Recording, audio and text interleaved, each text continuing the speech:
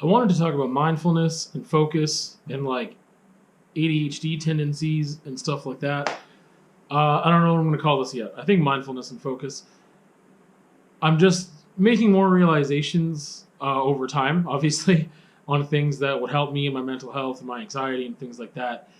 And uh, mindfulness activities I've talked about before. And I think maybe my understanding of the definition mindfulness was a little different before because I was just thinking about staying in the present moment. But I think there's two types of staying in the present moment, and that's very open in like a meditative way and just like free to notice the things around you and yourself and your feelings and whatever.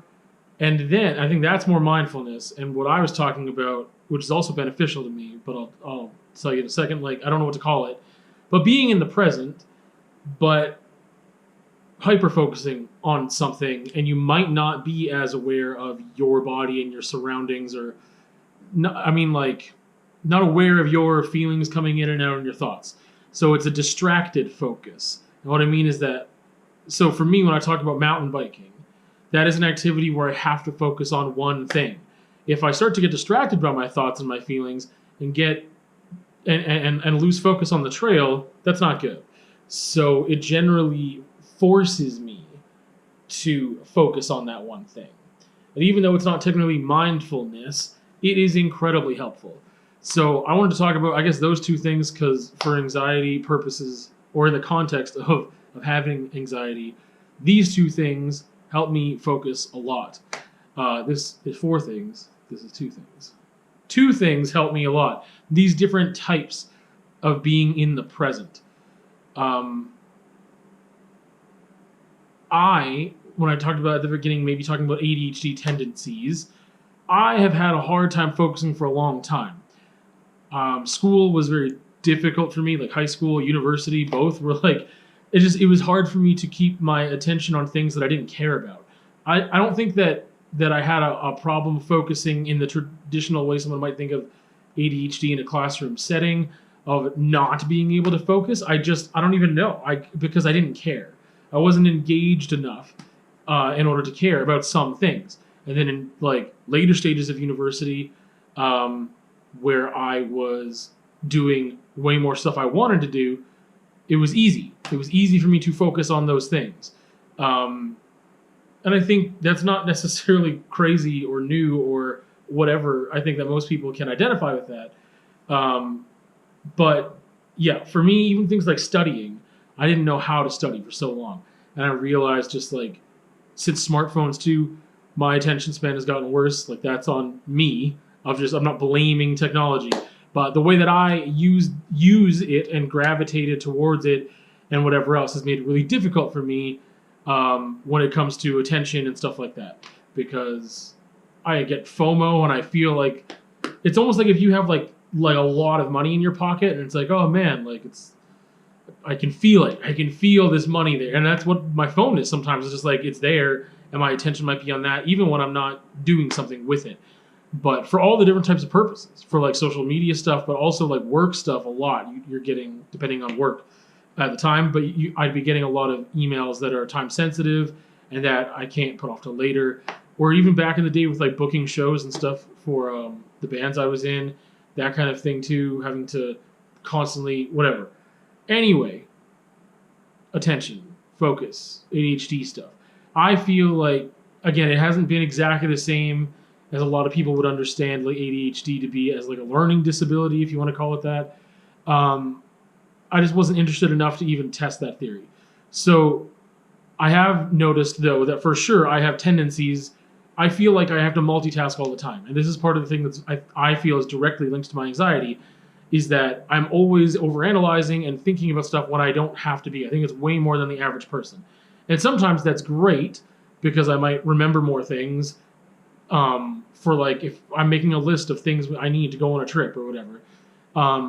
But obviously, if you can't really turn it off or you have a hard time turning it off, then one, it's exhausting. It takes a lot of energy, but also I mean, it's not just mental energy, but I think sometimes emotional energy too, because of how I can spiral down in these daydreams and thoughts and weird scenarios that don't feel nice, or what I call my emotional memory is really deep too. And I don't know if that's really tied to anxiety or attention or anything. But I think that that type of ADHD-ness, or like having trouble focusing on one thing, and my anxiety definitely play together. Like they are linked there, because again, the anxiety thing for me is that I can't seem to focus on one thing, and I can't seem to have these periods of time, sometimes in between activities, without wanting to fill that space with like a podcast or something else, to always be doing stuff, but then thinking and like never being able to shut that off. Whereas some people in between activities, there's just not a lot going on here in a good way. I mean, it's very calm and casual, but yeah, my brain is just on too much, and sometimes could rest between activities. And it's like, yeah, I'm going over here, and you could be on autopilot walking over to the store or something a couple blocks away. But for me, yeah, my brain is just working through that more than it should be. So for me, what is important is to make time to be in the present, is what I'm going to call it.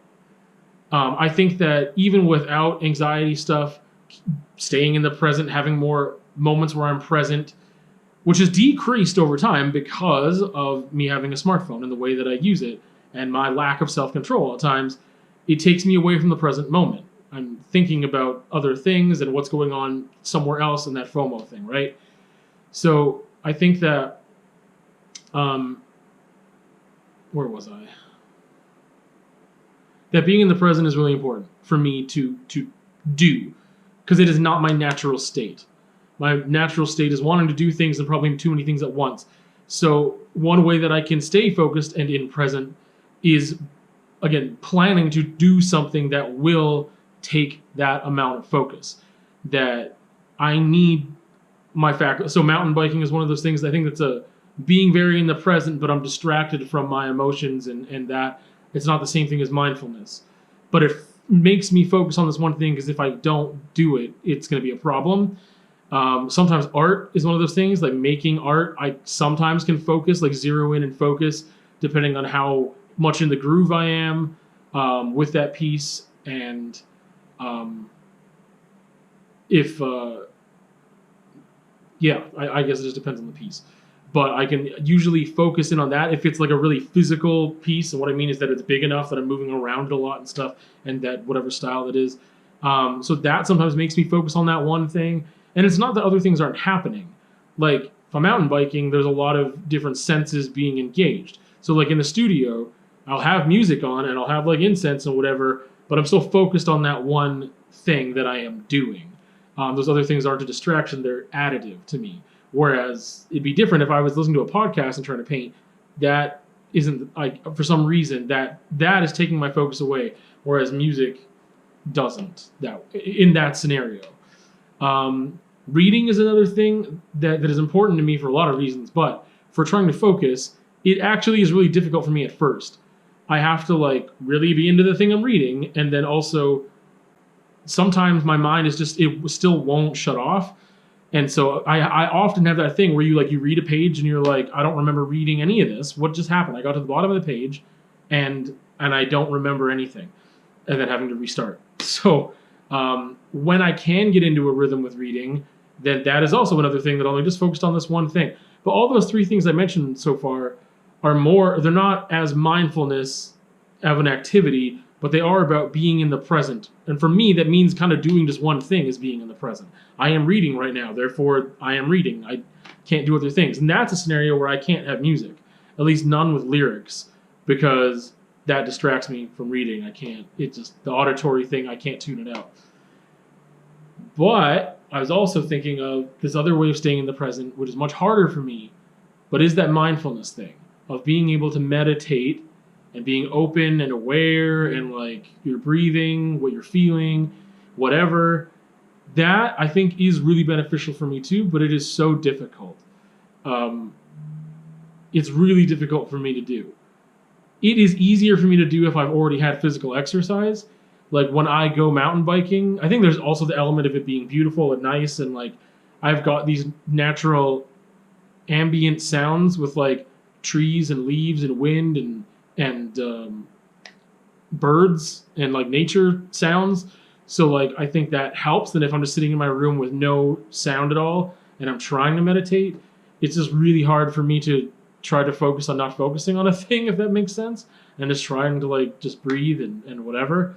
So that's one I have more access to do that than those other things, especially if I only have a short amount of time. I don't want to start reading a book when I only have 5 minutes. So that's something that I want to continue to push myself to try to do. I've fallen out of it for like a long time and haven't been doing it. But that is more of that mindfulness activity. I think something like on autopilot, like coloring book, that's another one that I've tried. And I think being on autopilot like that, it doesn't distract me. And it makes me focus on a thing so that those other thoughts and feelings will kind of come forward. Whereas again, if I'm mountain biking, I think that those thoughts and feelings do come, but I have to suppress them and I have to push them back because I shouldn't be having them right now because it's drawing my focus away from what I'm doing.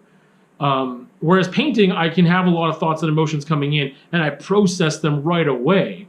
So that's an interesting one of why maybe it's so satisfying for me when I get into painting and get into a rhythm, is that I know that I am processing these things, I'm feeling these things and being able to filter them immediately and properly. And that's, I don't know, I didn't really think about that till right now. But that's why when I'm doing a big abstract or something and there's a lot of physical movement and then I have music that is aiding me and then whatever else is going on is feeding into that painting, but I actually get to process it right away, which is something I didn't really think of before. So that's cool. The other thing I was thinking of, and it got brought up the other day when I was having a conversation with my friend about video games, is that might be a reason that I like video games as well, and why I like certain kinds. I mean, I like a lot of different kinds, but for me, I really liked being able to drop into a skateboarding game or a racing game. I like those games a lot, I think just for other reasons. But the other thing as to why I might gravitate towards them more is because I can just drop in, play a race or two, whatever, be done. 15, 20 minutes, I can do that. And I think for like a mindfulness activity, I don't know if it fit into that category exactly, but depending on how, I think those things are also, I'm not listening to storyline and stuff like that, right? I'm not watching cutscenes. So like I love games like Final Fantasy and like RPGs and stuff too.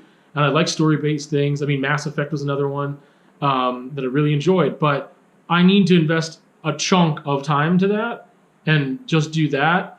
And sometimes it's really hard for me to do that in a timely fashion just because of life being busy and I don't make gaming a priority. So I go months and months without doing any.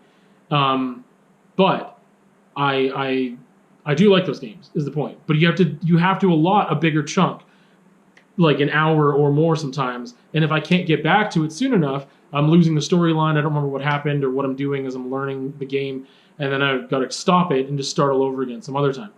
So I think that's another thing. Another reason why I'm just like, it's not really the same thing. Those long form games. Anyway, those other games where I can like actually accomplish something in 15, 20 minutes or whatever, to me, I just realized the other day that like maybe one reason that I gravitate towards those and I like that option is because that is like a source of like being in the present. And sometimes I just need a little shot of that and that's it. I don't need to actually be gaming like gaming. It is fun and it is whatever, but I'm like way more in the present and it is a little bit of autopilot and I can kind of process some feelings and stuff in there. I have something I am focused on, but I don't think I'm filtering or processing those emotions. Well, maybe, I don't know. Again, that's like something I can focus on because having nothing to focus on, just pure meditation, is difficult for me. But this could be like a meditative process in a way because it allows me enough focus to be drawn to one thing rather than a whole bunch of things in my head, like is the norm for me. It allows me to focus on that one thing, but not to the point where like it's mountain biking and I can't focus on anything else without detriment. But I can like have thoughts and feelings get processed a little bit through that too.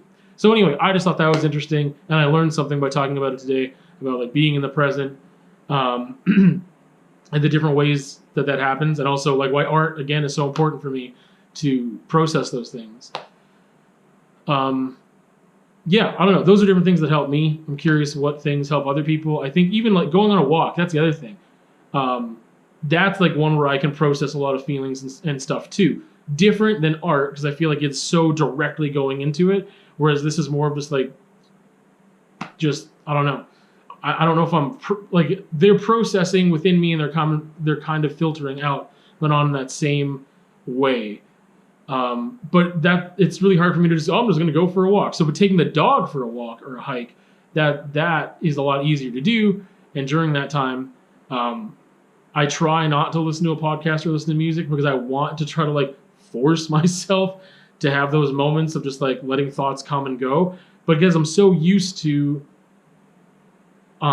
listening to like podcasts, so that is a thing that I'm focused on enough that I can't really have other feelings and stuff come up. And so even things like in the shower, like I've tried to stop listening to podcasts in the shower or whatever else. I've talked about this stuff before in the vlog. But yeah, I know that part of it is just like a habit, but part of it might be like me filtering, or not filtering, but me filling this time so that I don't get the opportunity to have a bunch of thoughts and feelings come up, because that's not very pleasant sometimes. Anyway, those are my notes on being in the present, and those two different kind of categories of like distracted present, or like focused present, and maybe like I don't want to say unfocused.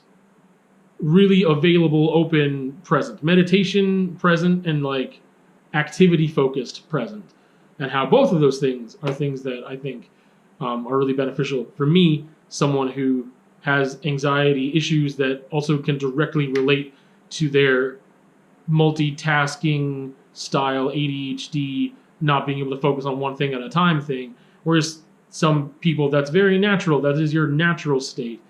For me, it's not. And so I need to find ways to get myself there.